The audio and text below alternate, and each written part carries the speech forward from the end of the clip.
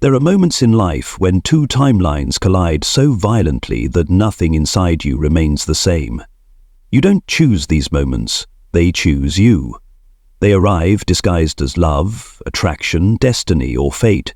But beneath the surface, they carry a deeper instruction, an ancient summoning from the unconscious, calling you toward the parts of yourself you have not yet faced. When your soul contract collides with the narcissist's patterns, it does not feel like danger. It feels like recognition. It feels like inevitability. It feels like you've known them long before you ever met. And that illusion of familiarity is precisely what binds you into a story that was written long before you understood its purpose. You sense a pull that is psychic, almost mythic, a force beyond logic, beyond preference, beyond your usual boundaries. It feels like an inexplicable magnetism, the kind of gravitational field Jung described when two unconscious landscapes meet in perfect resonance. Your unintegrated wounds, their unmet hunger, your longing to heal, their longing to be filled. And even though you don't see it at first, this encounter is not ordinary. It is an initiation. It is the beginning of a sacred confrontation between the part of you that remembers who you are and the part of you that has been living in shadow. At first, it seems like a gift, someone who mirrors your compassion, your intensity, your hope, someone who appears to understand you without you having to speak. But as the days unfold, the mirror becomes distorted, their charm reveals cracks, their affection becomes conditional, their admiration turns into quiet possession, and still, something inside you cannot walk away. Because the soul contract has already locked into place, activating a psychological and spiritual unraveling designed to bring your deepest patterns to light. This is not punishment. This is not a mistake. It is the unconscious forcing evolution. It is your psyche saying, you are ready to see the truth. And the narcissist becomes the catalyst, the one who pulls the veil, the one who exposes the vulnerability you've been denying, the one who presses precisely on the wounds you've carried for decades. Your soul doesn't choose the narcissist for love. Your soul chooses them for transformation, because only a collision this intense can awaken the power you forgot, the boundaries you never learned, the voice you abandoned, and the identity you buried beneath empathy and endurance. And so this journey begins not with romance, but with recognition, not with connection, but with confrontation, not with harmony, but with a rupture that will tear through the illusions you've lived inside for years. When your soul contract collides with narcissistic patterns, your life doesn't fall apart, it breaks open. And everything that rises after that will no longer be built from fear, sacrifice, or survival. It will be built from truth. A soul contract does not appear as a document, a promise, or a vow. It appears as a pull, a knowing, a magnetic force that seems to reach you from a place beyond logic and yet feels more intimate than your own thoughts. When Jung spoke about the unconscious orchestrating our encounters, this is what he meant. Our psyche calls in the exact people who can activate the lessons we have avoided, the wounds we have buried, and the power we have forgotten. A soul contract is not written in words. It is written in energy. It is the intersection between your unmet needs, your ancestral patterns, your shadow, and the next stage of your evolution. Before you ever met the narcissist, something within you was already preparing for them, not because you needed their love, but because you needed the confrontation they would bring.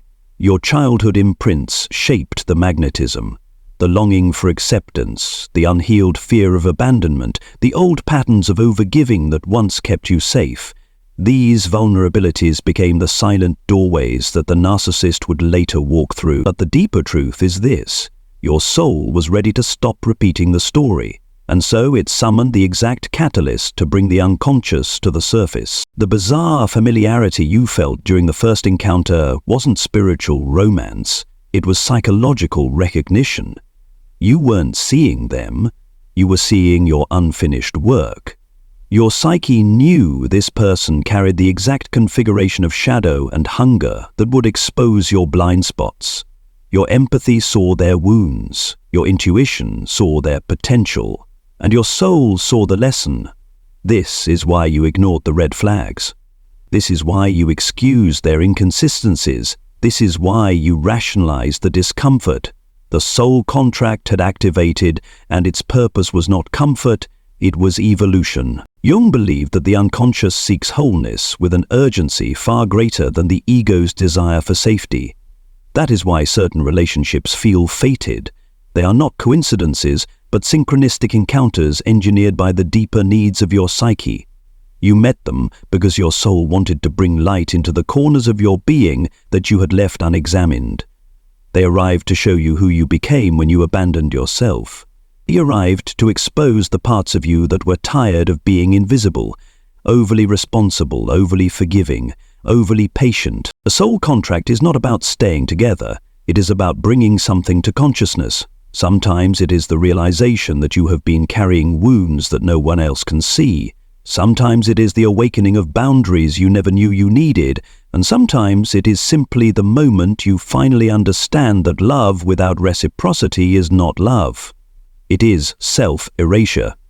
The contract forms the moment you meet, but it completes the moment you choose yourself over the illusion. You did not attract the narcissist because you were weak. You attracted them because you were ready.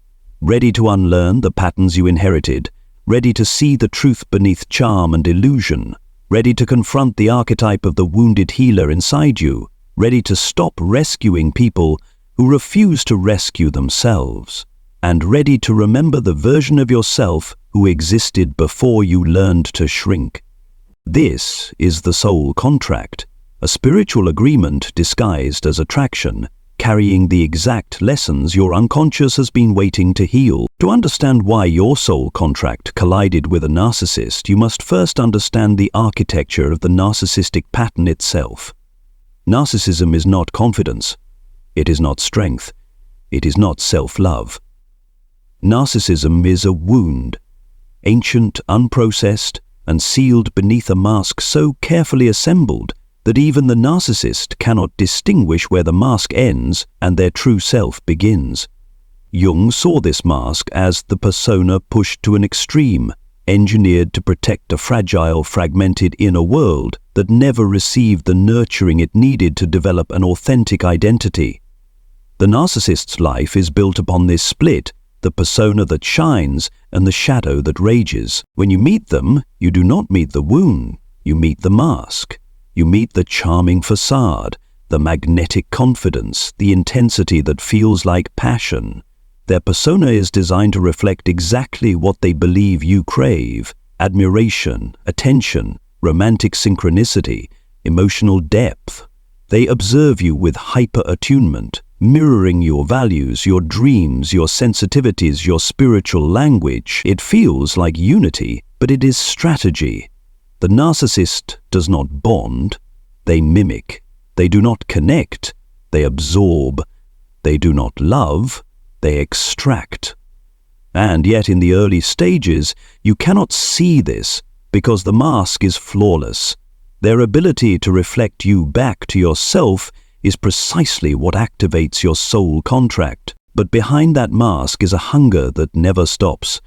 A psychic void formed in childhood when their real self was dismissed, ignored, or punished.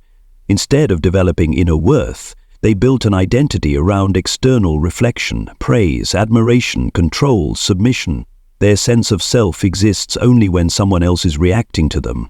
They live in a kind of psychological famine, constantly searching for emotional fuel, what we call narcissistic supply, and empaths, with their depth, intuition, and emotional radiance, become the richest source of that supply. To the narcissist, your empathy is oxygen, your validation is nourishment, your forgiveness is protection, your resilience is their safety net.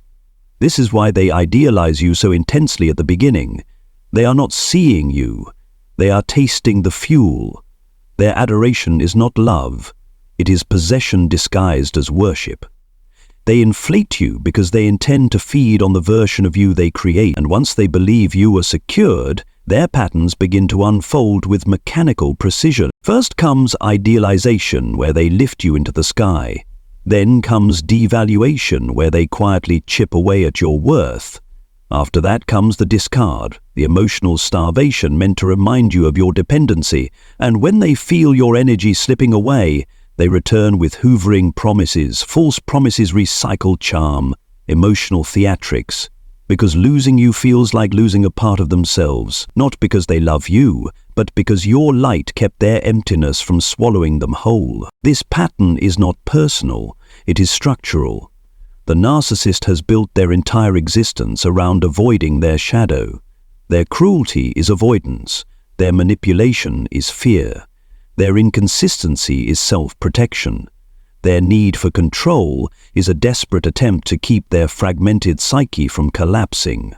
They do not intend to destroy you. They simply do not know how to exist without controlling the person who reflects their worth. But the empath's presence intensifies this dynamic. Your emotional intelligence threatens their illusion. Your ability to see into people terrifies them. Your intuition feels like exposure. Your sincerity exposes their falseness. Your love reveals their inability to love. And your boundaries, once you begin developing them, trigger the collapse they are most afraid of, the collapse of the persona, the moment the mask cracks and the shadow erupts. This is why your soul contract activated with such force. Because their patterns are not random. They are the exact shape that presses into the unhealed contours of your psyche. And your presence is not random either. You are the mirror that unintentionally reveals everything they have buried. You awaken their fear.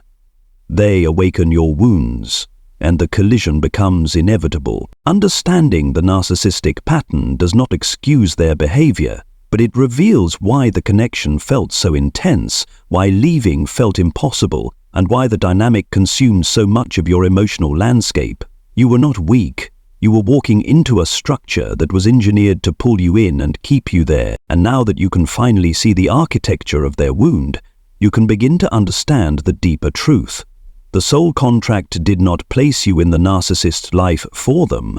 It placed you there for you. There is a reason the connection felt fated, a reason it felt spiritual, karmic, predetermined, like two souls recognizing each other across lifetimes.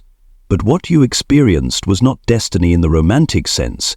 It was destiny in the psychological sense Jung described, the inevitable meeting between your conscious self and your unconscious wounds. When your soul contract intersects with a narcissist's patterns, the chemistry is not accidental. It is engineered by deeper forces inside you, forces that seek healing, wholeness, and transformation, even if the path toward it is painful. From the very first moment there is a sense of familiarity, as if you've already lived this story. The resonance is visceral, electric, disorienting. It feels like finding something you lost long ago. But what you are actually recognizing is not them. It is the part of yourself reflected back through them. Their wounds resonate with your unhealed tenderness. Their intensity resonates with your desire to be seen. Their instability resonates with your unspoken fear of abandonment. The connection feels destined because it is a perfect psychological match, not for romance, but for revelation. Jung called this phenomenon the unconscious seeking its own completion. You do not fall for the narcissist by chance. You fall because the psyche seeks balance. If you grow up overperforming emotionally, you will be drawn to someone underperformingly. If you learn to earn love through sacrifice, you will be drawn to someone who demands it. If you internalized the role of the healer, you will be attracted to someone who is perpetually broken. The pull is not a flaw, it is a compass pointing directly at the places where your inner child still waits to be acknowledged. This is why the early phase feels so intense. It is not two adults bonding, it is two unconscious systems colliding. Their mirrored charm awakens your longing, your warmth awakens their hunger, and this combination creates a chemical field so strong that you mistake it for destiny. In truth, it is repetition, a reenactment of unfinished emotional history. The narcissist embodies the parent who didn't fully see you, the lover who couldn't love you deeply, the version of yourself that still fears being unworthy unless you give endlessly. The past and present merge, creating an illusion of meaning that feels almost spiritual. But beneath the illusion is a deeper truth. The connection feels supernatural because it ignites your shadow. Jung taught that the shadow is not just darkness, it also contains your power, your intuition, your forgotten needs, your suppressed emotions. When a narcissist enters your life, they awaken these dormant aspects. You feel alive because your psyche is being activated. You feel connected because your wounds are speaking. You feel chosen because your deepest longing has finally been triggered. And you feel terrified because the unconscious knows transformation is coming. The synchronicities that appear, similar childhoods, mirrored traumas, matching scars, add to the illusion of fate. But these parallels are not signs that you belong together. They are signs that your psyche has drawn in a mirror that reveals what you need to confront, a mirror that reflects the parts of you that you lost, silenced, or abandoned. A mirror that feels like destiny, because it is the exact shape of your unfinished emotional evolution. So yes, it felt destined, but not because you were meant to stay. It felt destined because you were meant to awaken. The collision was not the beginning of a love story. It was the beginning of a transformation story. A story where fate is not something that happens to you, but something that happens through you. Once you finally see the truth, the person you thought was your soulmate was actually your greatest teacher. They did not come to complete you. They came to reveal you. The unraveling never begins with screaming or explosions. It begins quietly, almost imperceptibly, like a hairline crack forming beneath the surface of a mirror. At first, everything still looks intact. The reflection still appears whole, but the fracture has already begun, and soon the entire image will distort. This is exactly how the soul contract with a narcissist unfolds, silently, subtly, and with a psychological precision that feels both bewildering and inevitable. In the early days, the connection felt enchanted. Their intensity felt like passion. Their attention felt like devotion. Their vulnerability felt like intimacy. But as the mask begins to slip, you notice subtle shifts. Shifts so delicate you question whether they're real. A delayed reply that feels like punishment. A slight change in tone that feels like withdrawal. A joke that lands like an insult. A moment of coldness that leaves your heart confused. These are not random. They are the first signals of the devaluation phase, the stage where your soul contract begins its deeper work, awakening you to what you have tolerated in silence for years. You start giving more to restore harmony, not realizing that this is part of the lesson. The soul contract is not teaching you how to love harder. It is teaching you how to recognize when love is not being returned. Every moment of imbalance is a mirror. Every emotional ache is a message. Every silent tear is an invitation to finally face the part of you that believes you must earn love to deserve it. And yet the narcissist continues their psychological dance with rhythmic precision. They withdraw emotionally, then return with affection. They criticize subtly, then praise you intensely. They offer warmth when you pull away and coldness when you move closer. This intermittent reinforcement binds you deeper than any promise ever could. It conditions your nervous system to crave their approval, to fear their absence, to interpret inconsistency as passion. But beneath the pain and longing, the soul contract continues to work. It forces you to confront the wound that has shaped your relationship since childhood. The belief that you must shrink yourself to be chosen. The chaos is not random, it is revelatory.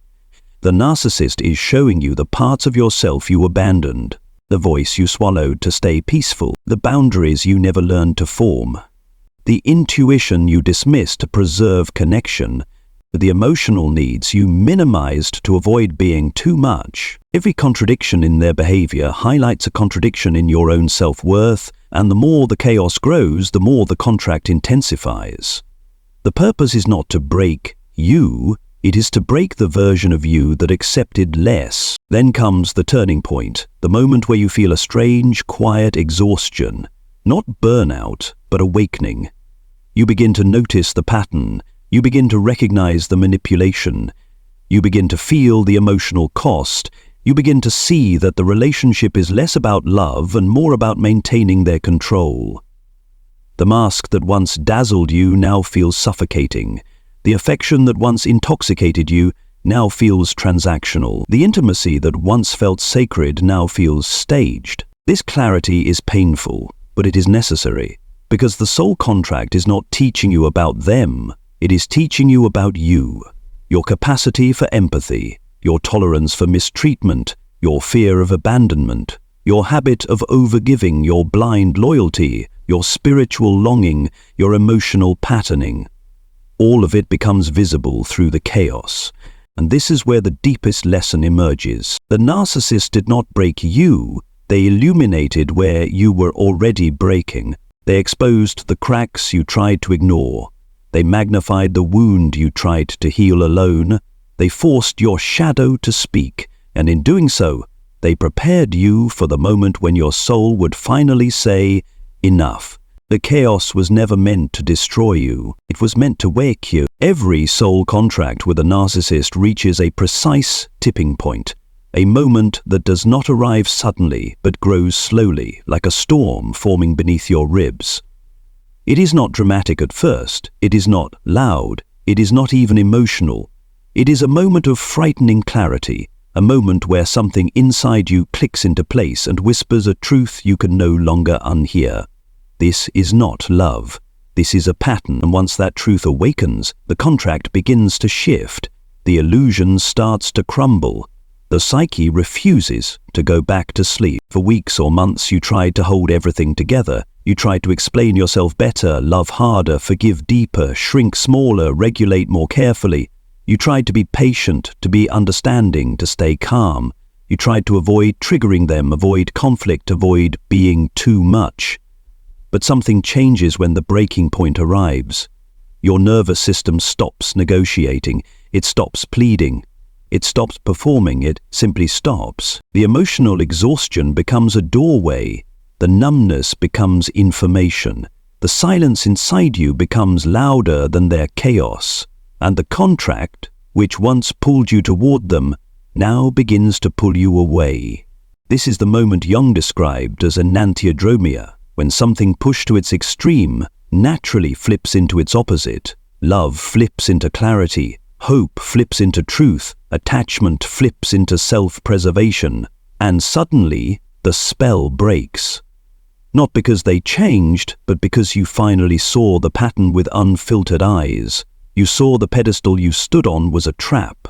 You saw the affection was conditional. You saw that your forgiveness had become fuel. You saw that your compassion had become currency, and you saw that the person you were fighting for wasn't even real.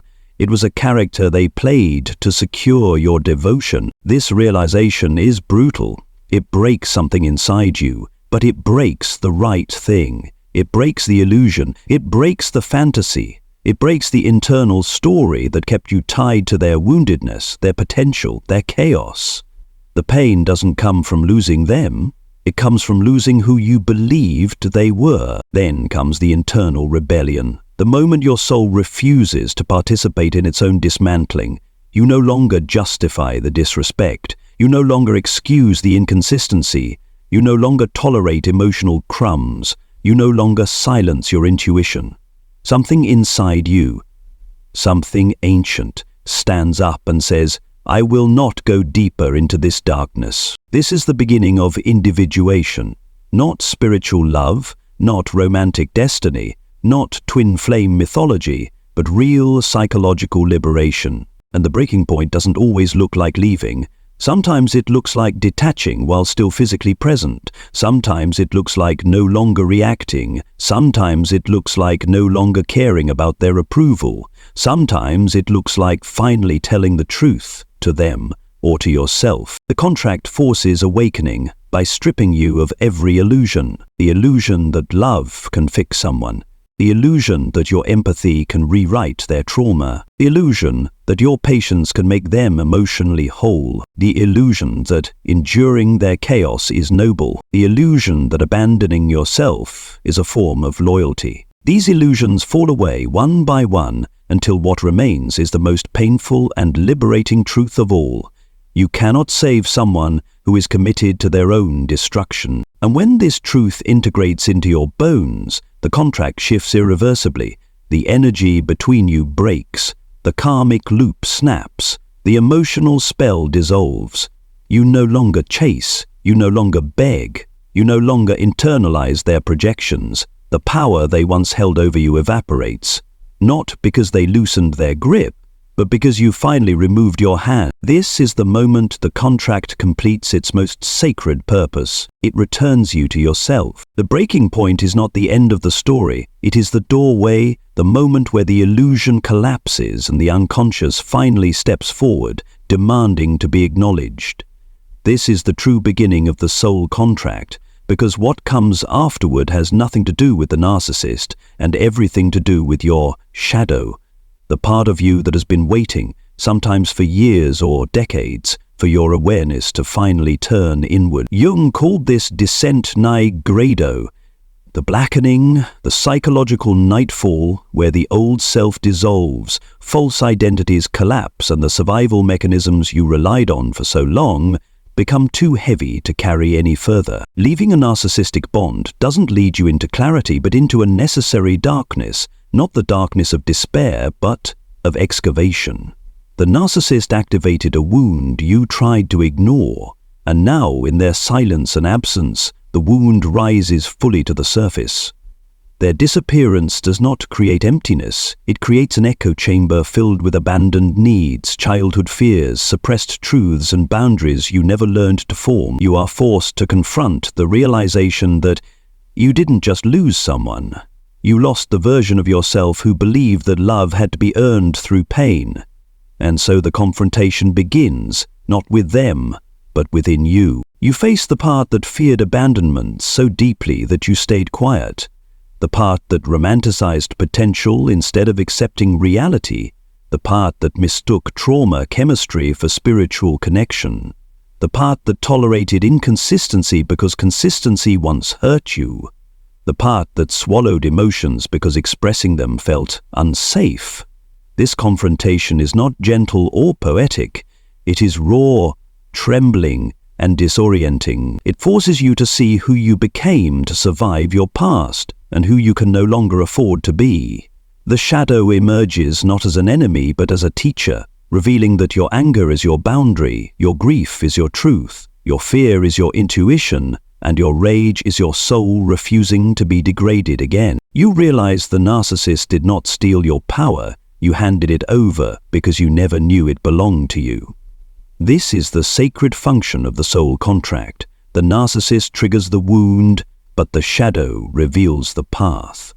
As you descend deeper, illusions fall away. Illusions not only about them, but about yourself. You see how your empathy became self-betrayal, how your patience became self-abandonment, how your idealism became a cage, how your forgiveness became permission for mistreatment, and how your hope became denial.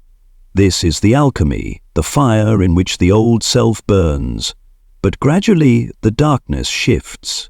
It stops feeling like punishment and begins to feel like revelation. The grief grounds you, the anger cleanses you, the silence becomes sacred, the loneliness becomes spacious. For the first time, you sit with emotions you once ran from, listen to needs you once dismissed, and choose yourself in ways you once feared. And here lies the paradox. The narcissist, through their wound, triggered your awakening, but the awakening has nothing to do with them.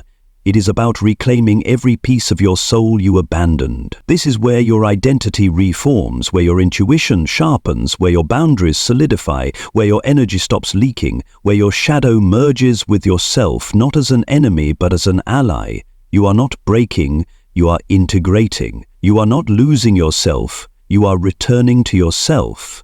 And this is only the beginning of your transformation. Awakening does not arrive with fireworks or triumph. It arrives quietly, like a subtle shift in your inner gravity, a recalibration of your center of power, a moment where the voice inside you that once whispered now speaks with unmistakable clarity. After the confrontation with your shadow, something begins to change. Not quickly, not dramatically, but unmistakably. You feel it first in small ways, a thought you no longer entertain, a boundary you no longer negotiate, a silence you no longer fill, a feeling you finally allow yourself to acknowledge. This is the beginning of albedo, the whitening, the cleansing stage Jung described in The Alchemical Journey, where the psyche begins to wash itself free of illusions, distortions, and self-betrayals. You start to see the world and yourself without the lens of fear. You stop romanticizing pain. You stop mistaking intensity for intimacy. You stop trying to be someone worthy of love and begin remembering you already are. The places where you once bent now become unbendable. The places where you once justified now become non-negotiable. The places where you once gave too much now become protected with sacred vigilance. You begin to understand that self-respect is not a posture but a frequency, and you rise into it naturally, not through force but through clarity.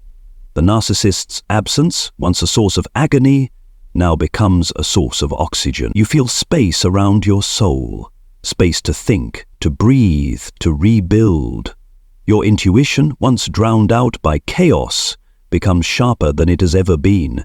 You hear your inner voice again, and this time you trust it. You don't chase explanations. You don't seek closure from someone incapable of giving it. You don't analyze their behavior or replay the past endlessly trying to understand what went wrong. Instead, your energy turns inward, not in self-blame, but in self-restoration. You begin to rebuild from truth instead of fantasy. You begin to choose based on alignment instead of longing. You begin to love based on reality instead of potential. This is when rubedo begins, the reddening, the final stage of alchemy, where the soul becomes whole, integrated, sovereign. In rubedo, the pain you endured becomes wisdom, the lessons become instinct, the wounds become boundaries. The heartbreak becomes discernment. Your empathy becomes guided instead of exploited. Your love becomes conscious instead of compulsive. Your intuition becomes a shield instead of a warning you ignore. You step into a version of yourself you have never met before, the version that knows her worth without convincing, that protects her energy without apology, that loves without losing herself, that sees clearly without collapsing. You realize you no longer respond to the things that once shattered you. You no longer chase what once manipulated you. You no longer crave what once drained you. You no longer identify with the version of you who tolerated emotional poverty in the name of connection. You have become someone new, not hardened, but awakened, not guarded, but sovereign, not detached, but discerning. And as you rise, you see the narcissist from a distance, not with anger, not with longing, not with resentment, but with neutrality. They no longer hold emotional weight. They no longer define your value. They no longer have access to your energy, your mind, or your inner world. Their storyline ends, where your awakening begins. For the first time, you see that the relationship was never meant to last. It was meant to unlock. You are not meant to stay in that darkness. You were meant to rise from it. The collision didn't break you. It broke the cage you lived in. And what walks out of that cage is not the old you patched back together, but the new you, integrated, grounded, luminous, whole. This is the completion of the contract, the fulfillment of the lesson. The moment your soul becomes sovereign, you do not return to who you were, you become who you were meant to be.